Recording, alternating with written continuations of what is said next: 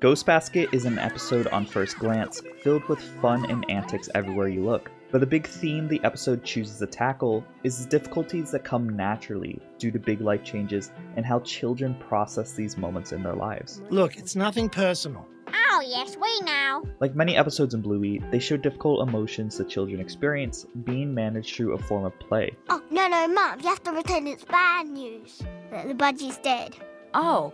But what makes this episode truly stand out is that they perform this phenomenon intentionally by having the parents help the kids play out a story that helps the children express their thoughts. We don't want you to sell this place. And expressions on how they feel about this seemingly sudden change in their lives. I started talking about Bluey due to my history of working with kids in a therapeutic setting, which has inspired me to start this series. And as mentioned earlier, seeing children express their emotions through play is something that naturally occurs due to it being a way for the child to work through an event in a safe and controlled environment. Oh, you don't want my help?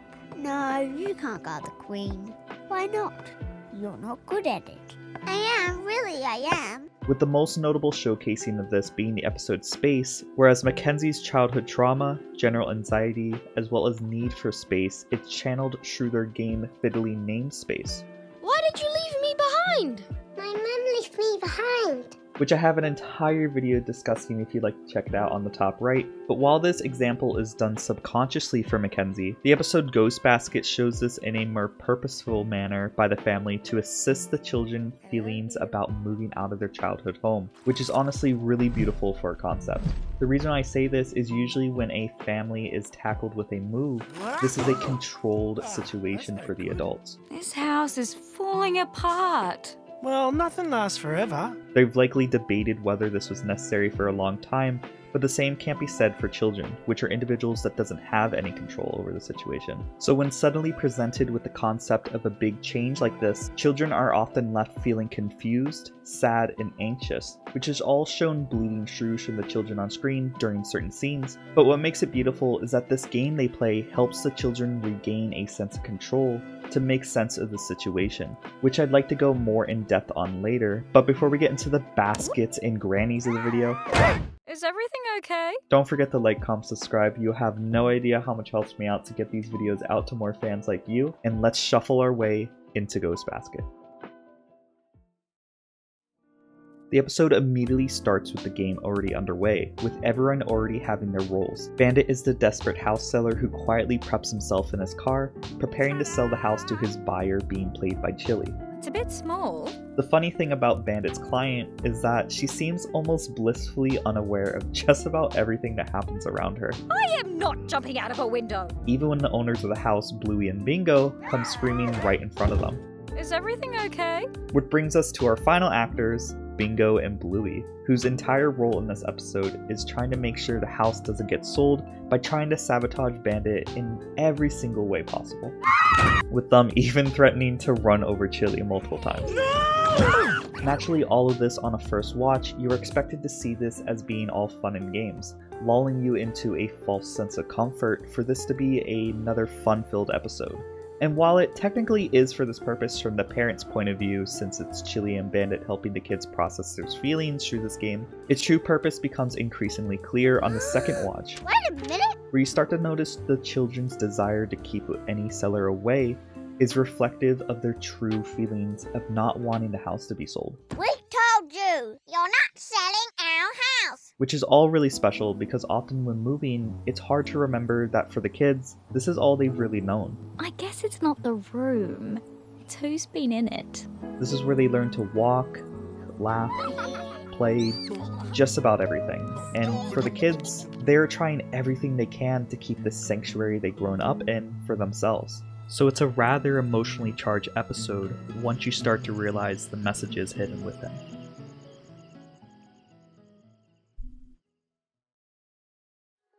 But all the while, the episode offers scene after scene of quips and funny gags, Oh, biscuits. causing hilariously brutal scenes like this, where Bandit says some lines towards the pseudo old people where their kids are planning on sticking them into a retirement home. Your kids are sticking you in an old codger's home and they told me to sell it. Which I honestly wasn't expecting to hear such a real line in my wholesome square dog show.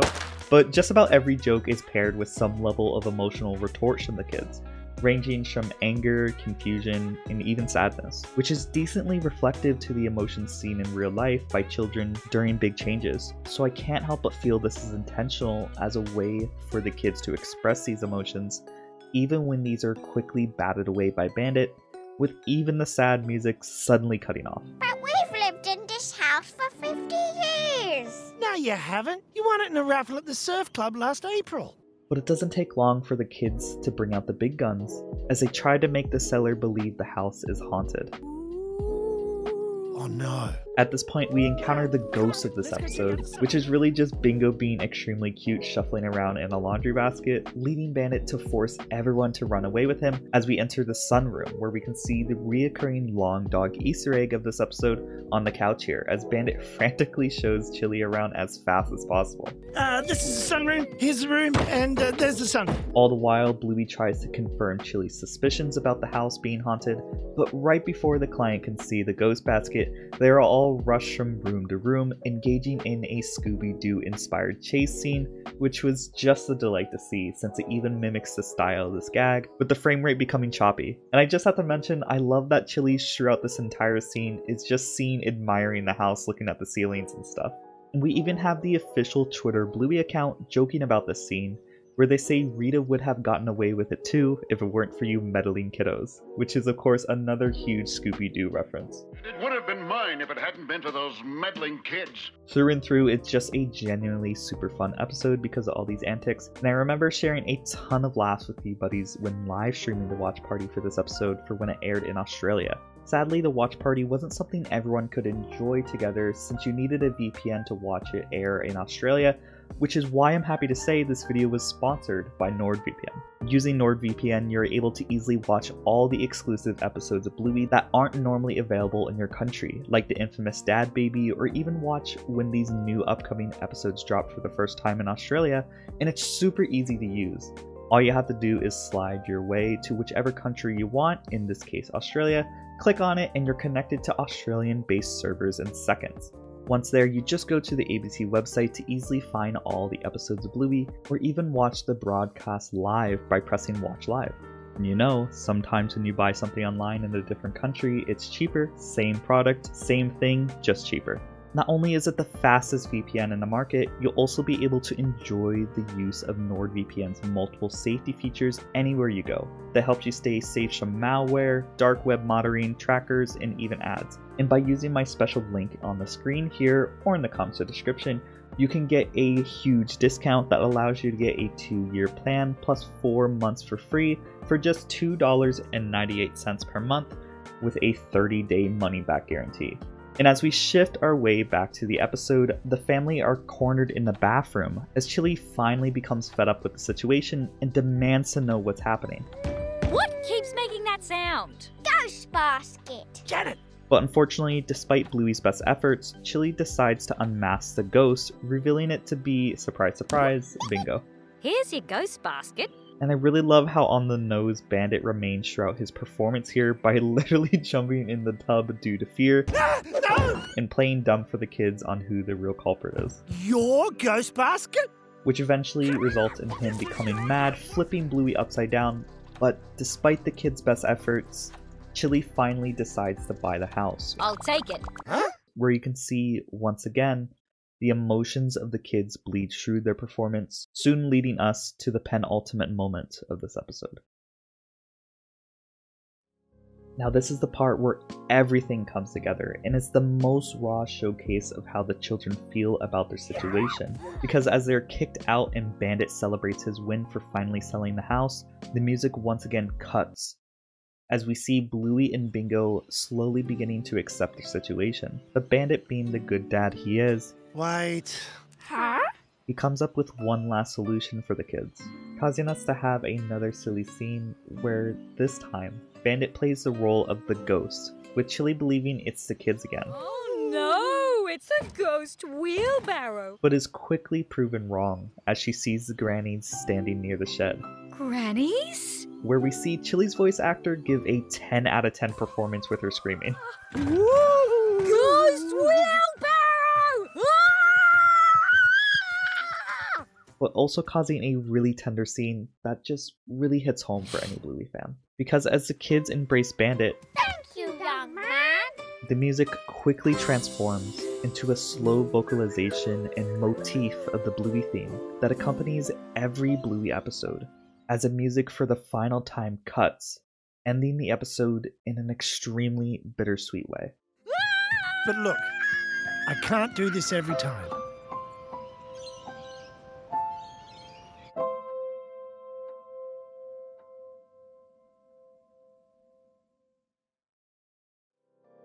Now, as in tradition, we're at the part of the deep dive we'll be going over all the Easter eggs and references in the episode, so let's just get right into it. And let's start with arguably the coolest Easter egg in the entire series, which is that you can actually find the house for sale online with all the rooms listed, but the best part is that it's run by Bucky Dunstan. What? The same Bucky Dunstan that was referenced to possibly becoming a real estate agent by Bandit in Dragon. Ugh, Bucky Dunstan. I think he's a real estate agent now.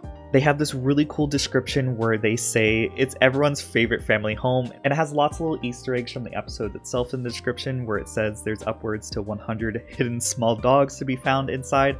And if you scroll down and look at the map coordinates listed, it actually goes to a dog park by the name of Oxley Fence Agility Dog Park, as you can see here. But there's a phone number that you can actually call Bucky Dunstan as well, and I want to give it a call and see what happens. I haven't done this before, so I'm really interested to see what happens here. So I literally just spent like the last 10 minutes trying to make this work, and I know it does work because I've seen other people do it, but even by paying a $4 premium charge for Bucks! I can't get the call to go through. So enjoy the audio that was captured by the Twitter user Fletch.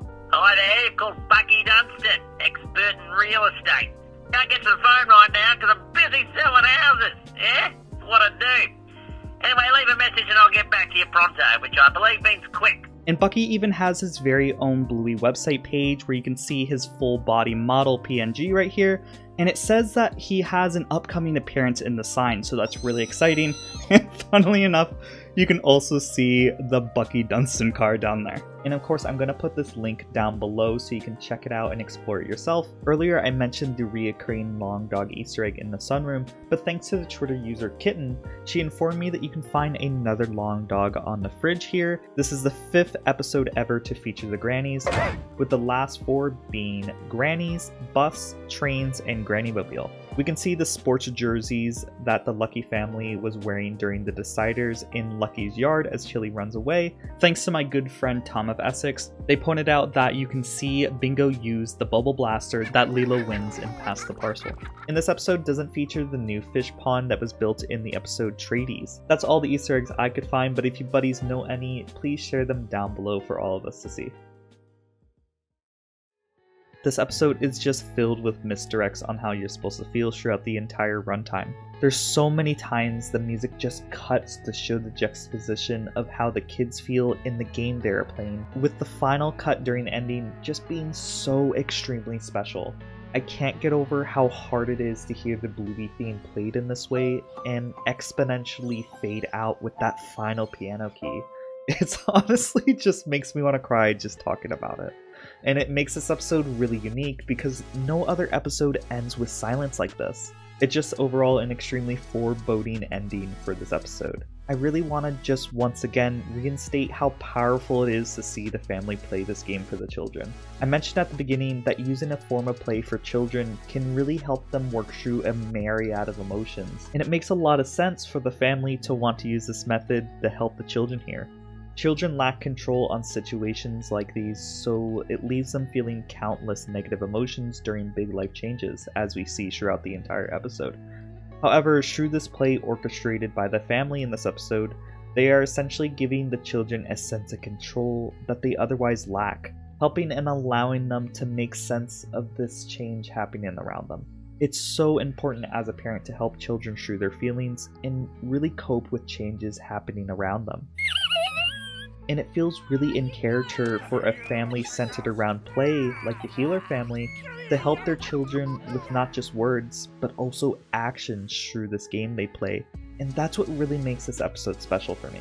I absolutely adore this episode for being the perfect setup for the next Bluey episode that is coming out, which is fittily named The Sign, and now we know why it's called that due to this moving sign at the end. I really can't imagine how impactful and sad this next episode is going to be, which of course I'll be making a deep dive as well on, so don't forget to hit subscribe so you don't miss it or any new video that I make. At this point, I just want to give a massive thank you for everyone supporting me enough to hit 50,000 subscribers. Words alone cannot express how much it means to me to have your buddy's support to keep making these passion projects.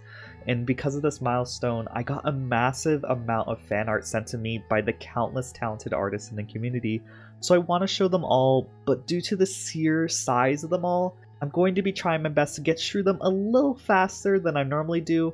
Of course, all their handles will be on the bottom left on the screen so you can check them out, and the first one is from El Frustad. Now this artist has tons of amazing art pieces that you can check out on their Instagram, and they are just extremely talented. As you can see here, their art style is very cartoony, it's very caricature-like, which is just brilliant overall. Through and through, it's just a very fun and appealing piece to look at.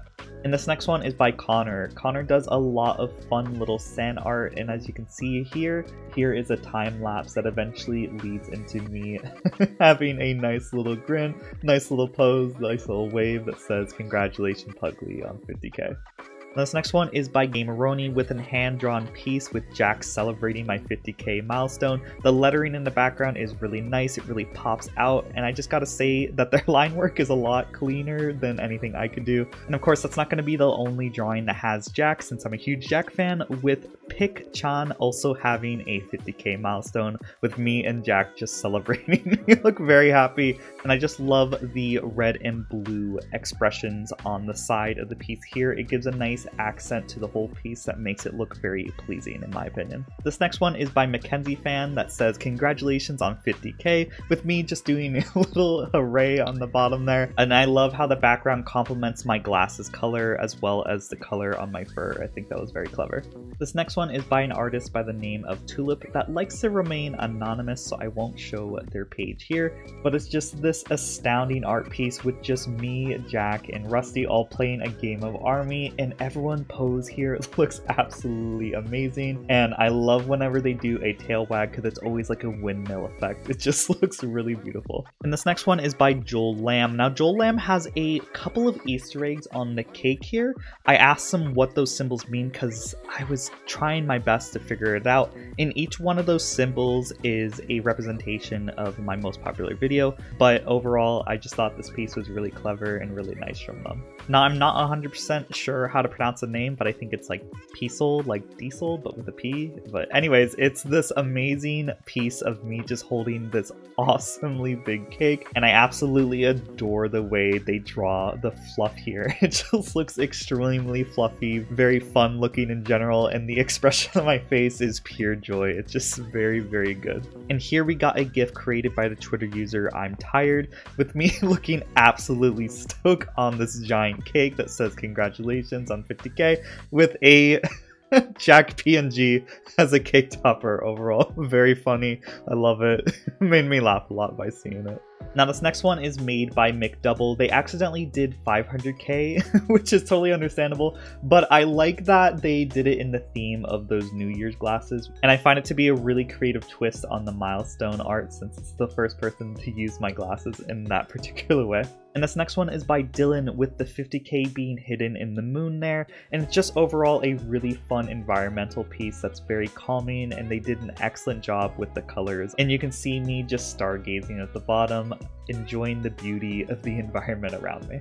And we have a hand-drawn piece by Chaos56. Now Chaos56 says that they haven't drawn in like 6 years, and I thought it was very sweet that they decided to pick up the pen again to make me something very special for my milestone, and it's just me and Socks holding her up with us saying we did it as we create this 50k block structure for my milestone. And this next piece is by Dusky. Now instead of it saying 50k, it says 50,000 little buddies, and I thought that was so sweet because I really call you buddies. Well, I just said it again. I call everyone that I address on my videos buddies, so I thought that was perfect. With Jack just saying, "You did all this," it makes me feel a certain type of happy that I can't quite describe, but I really appreciate this piece. And this next piece is by Neku, and I remember when I got this piece, it made me happy cry because it captures the essence of all you buddies just sending me these 50k milestone congratulations, and it just makes me feel so happy whenever I see an art piece that showcases a bunch of different people in the community. It really just solidifies this friendship I've made with so many different people, and it just makes me feel really happy looking at it. And this next one is by Doobie, with me looking extremely happy wearing a fun little party hat. And I really love that their style mimics that classic cartoon style, where instead of there being white and black, the entire pupil and eye is entirely black. And this next one is by Dreamy Pond, with not one Jack but two Jacks in the background there, as well as these nice little blue hearts with me doing a really cool pose there. And we got a hand-drawn piece here by NZ Gorham, with just me looking absolutely stoked with stars in my eyes. I really appreciate this art piece because they mentioned that they stayed up till midnight making this, and they are a very sweet friend of mine. Now this next one isn't an art piece, but instead a elaborate domino setup made by the Instagram user Chew. Really appreciate them setting time aside to make this really elaborate setup. And this next one here is by Cookie. You can see the 50k is hidden among the clouds there, with me doing a fun little hooray pose here. And this next one is by Pupper. They did an excellent job applying the shading and lighting to the character here, and I just love how you can kind of see maybe like a little blush. It might be like just the fur doing a little something there, but it kind of looks like there's a little blush underneath my eyes, and I thought that was very cute.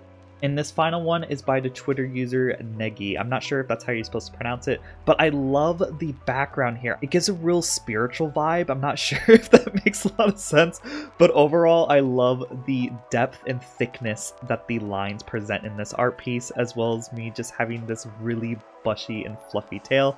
And I really love the way that they did the glasses here. Thank you to all the amazing artists who sent me your fan art. I feel a little bad that I wasn't able to go in depth on how much I loved each piece like I normally do, but there's nothing that makes me happier than to see that you buddies took time out of your day to make something special to me. It's just an extreme honor, and I can't thank you enough. If you'd also like to send me some fan art, please send me a DM on my Twitter here, and a special thanks to everyone for supporting me on the daily, especially the members who support me as little as $5 a month, which are Rick Iglesias, Hogsmeade, Jonathan, Tasuga, Mr. Kitty, Zach Stryker, Zachary Strawmet, Snowy, Tom of Essex, Jonathan Pate, NZ Gorham, Fluffpaws, Tyler from Texas, and Dawson Gray. And if you'd like to also support me, consider becoming a member by clicking the link on the top right. And don't forget to use my special discount code from NordVPN down below. And as always, don't forget to like, comment, subscribe, and I hope y'all have a great day. Bye-bye.